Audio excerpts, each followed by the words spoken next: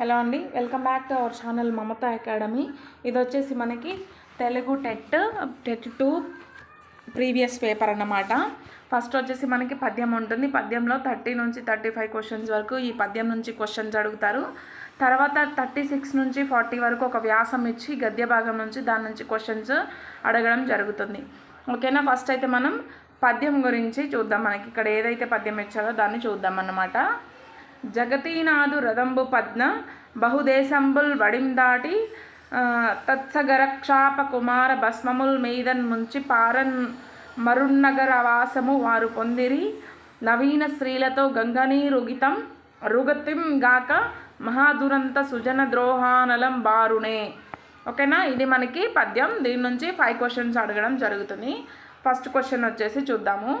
జగతీనాథుడు ఎవరు? మనకి పై పద్యంలో జగతీనాథుడు ఎవరు అని అడగడం జరిగింది.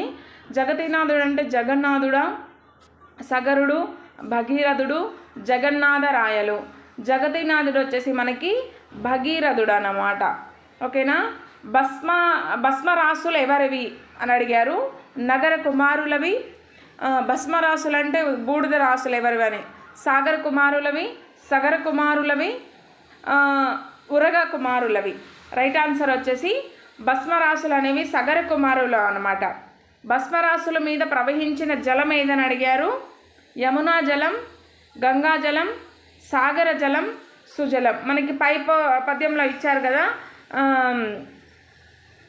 భస్మముల్ మీదన్ ముంచి పారన్ మరున్ నగర వాసము వారు పొందిరి నవీన స్త్రీలతో గంగని రుగతం గాక మహాదురంత సుజన ద్రోహానలం బారునే.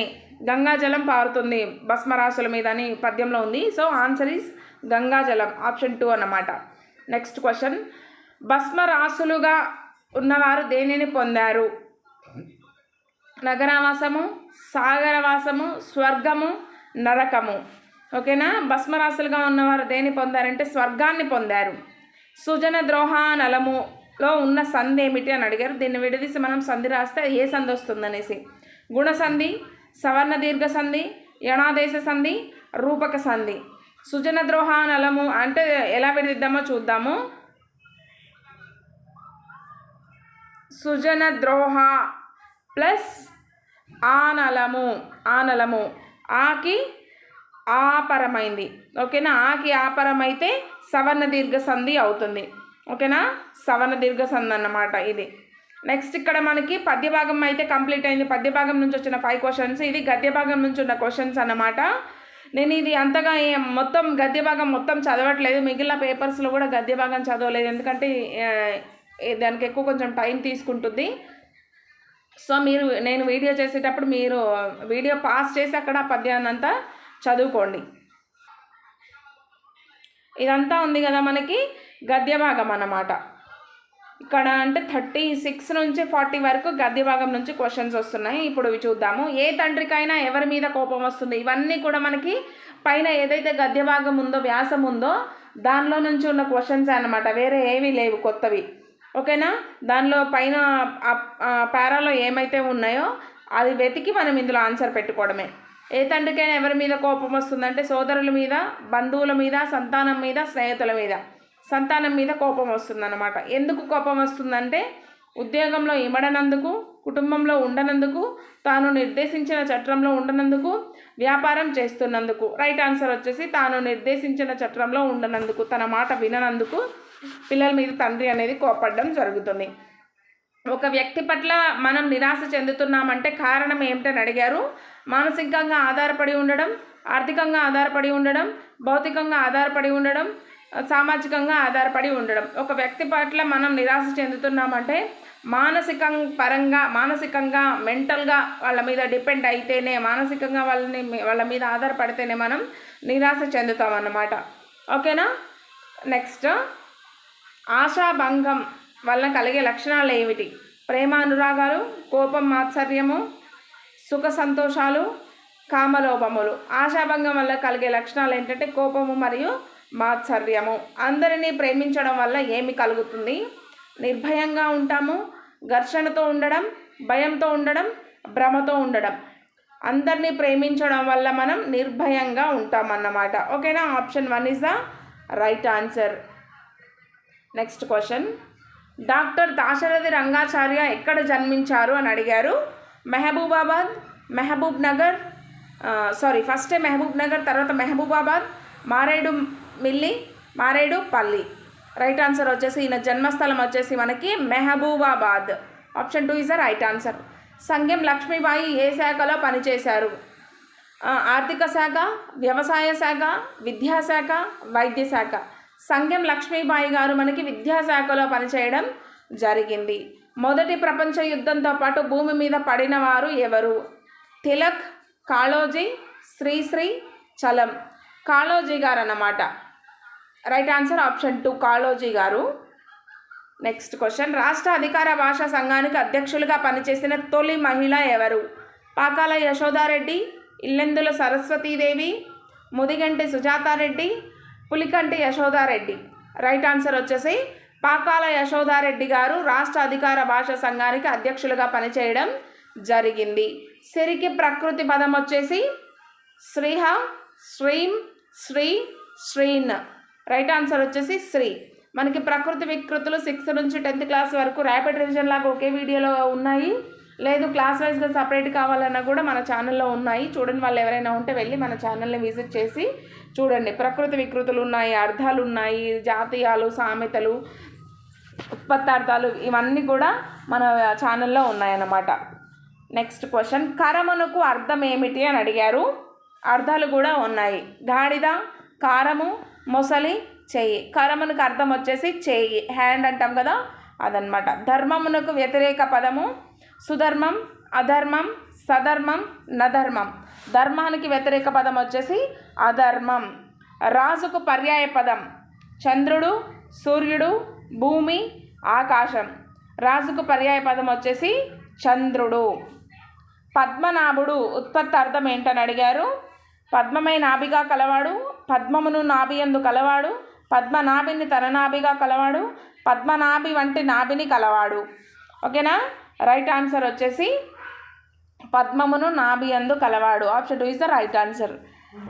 అయ్యవసరము సంధి పేరు ఏంటి? యణాదేశ సంధి, త్రిక సంధి, ద్విత్వ సంధి, గుణ సంధి. రైట్ ఆన్సర్ వచ్చేసి త్రిక సంధి. అయ్యవసరం అంటే ఆ ప్లస్ అవసరము. ఓకేనా? అది త్రిక సంధి అన్నమాట. ముక్కంటి సమాసం పేరు అడిగారు. ద్విగు సమాసం, రూపక సమాసం, ఠుగాగమ సమాసం, బహువ్రీహి సమాసం. రైట్ ఆన్సర్ వచ్చేసి ఆప్షన్ 4 బహువ్రీహి సమాసం అవుతుంది. ముక్కంటి అంటే 3 కన్నులను కలవాడు. ఓకేనా? చతుర్ముఖుడు 4 ముఖాలను కలవాడు. అదే చతుర్ముఖం అయితే కనుక అది మనకి 4 అనే సంఖ్య గల ముఖాలను కలవాడు, అది వేరే అవుతుంది. సంఖ్య అనేది వస్తే మాత్రం మనకి బహువ్రీహి సమాసం రాదన్నమాట, ద్విగు సమాసం వస్తుంది. ఇక్కడ మనకి సంఖ్య అని రాలేదు. ముక్కంటి అంటే 3 ముఖాలను 3 కన్నులను కలవాడు. ఓకేనా? చతుర్ముఖుడు 4 ముఖాలను కలవాడు. ఇట్లా ముక్కంటి మనకి 3 కన్నుల కలవాడు అని వచ్చింది కాబట్టి బహువ్రీహి సమాసం. అదే ఇంకా ఏదైనా నంబర్ మెన్షన్ చేస్తే మాత్రం అది మనకి ద్విగు సమాసం అవుతుంది. ఓకేనా? అదే 3 కన్నులు అని అంటే 3 అనే సంఖ్య గల కన్నులు కలవాడు, 3 అనే సంఖ్య గల కన్నులు, 3 కన్నులు సంఖ్య అనేస్తే మాత్రం ద్విగు సమాసం అవుతుంది. ఇక్కడ మనకి సంఖ్య అనేది రాలేదు. ఏమొచ్చిందంటే 3 కన్నులను కలవాడు, బహువ్రీహి సమాసం అన్నమాట. నెక్స్ట్ క్వశ్చన్ వచ్చేసి, మారేడు నీవని మారేడు దళములు తెచ్చాను, దీని అందు ఉన్న అలంకారం ఏంటని అడిగారు. శేఖానుప్రాస అలంకారం, లాటానుప్రాస అలంకారం, యమకం, ముక్త పదగ్రస్తము. రైట్ ఆన్సర్ వచ్చేసి ఇది యమక అలంకారం అన్నమాట. నా చేత పుస్తకం చదవబడింది, ఈ వాక్యం ఏంటని అడిగారు. సామాన్య వాక్యమా, విశేష వాక్యమా, కర్మణి వాక్యమా, కర్తరి వాక్యమా. రైట్ ఆన్సర్ వచ్చేసి కర్మణి వాక్యం. ఓకేనా? ఇక్కడ కర్మ గురించి చెప్పబడింది. చదవబడింది అంటే కర్మ జరిగింది కదా, ఇదన్నమాట. శార్దూలానికి గణాలు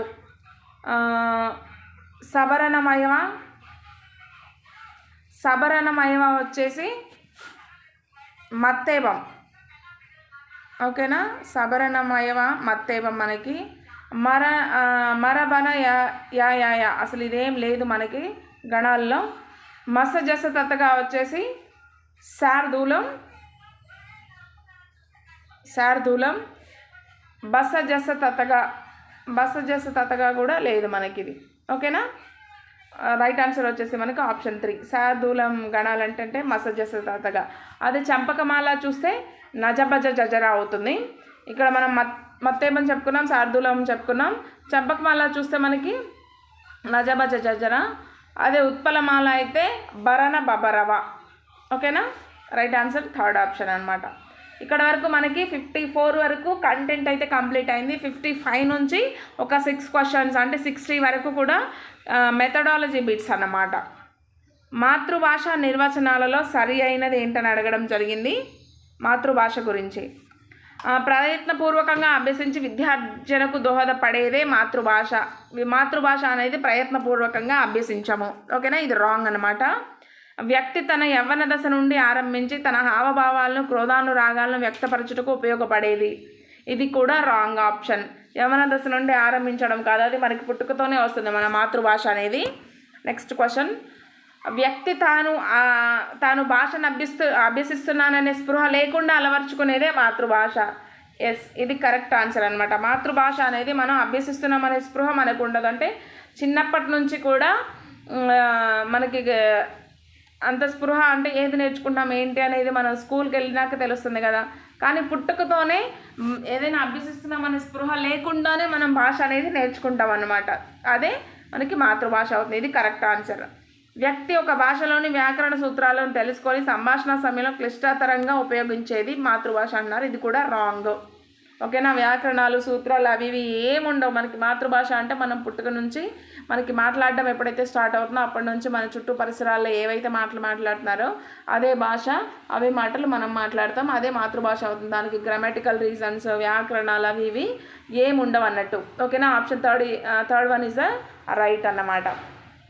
నెక్స్ట్, భాషా ప్రయోజనాల వర్గీకరణలో సాంకేతిక ప్రయోజనం, ఉద్దీపన ప్రయోజనం అని పేర్కొన్నవారు ఎవరు? Henry vent, Richard Ogden, యాస్కాచార్యులు, నోమ్ Chomsky. Right answer వచ్చేసి రిచర్డ్ ఓగ్డెన్. భాషా ప్రయోజనాల వ్యక్తీకరణలో సాంకేతిక ప్రయోజనం, ఉద్దీపన ప్రయోజనం అని పేర్కొన్నవారు రిచర్డ్ ఓగ్డెన్ గారు. వాచికాభినయంతో పాటు ఆంగికాభినయం చేస్తూ పాడే గీతాలేంటి? అభినయ గీతాలు, వైయక్తిక గీతాలు, యుగళ గీతాలు, లలిత గీతాలు. రైట్ ఆన్సర్ వచ్చేసి అభినయ గీతాలు. Next question. విద్యా జాతీయ లక్ష్యాలు తన మొదటి అధ్యాయంగా 1964-66 సంవత్సరం నాటి భారతీయ విద్యా కమిషన్ నివేదికను అధ్యక్షులుగా రూపొందించిన వారు ఎవరు? జాకిర్ హుస్సేన్, సర్వేపల్లి రాధాకృష్ణన్, రామమూర్తి, డిఎస్ కొఠారి గారు రూపొందించడం జరిగింది. Next question.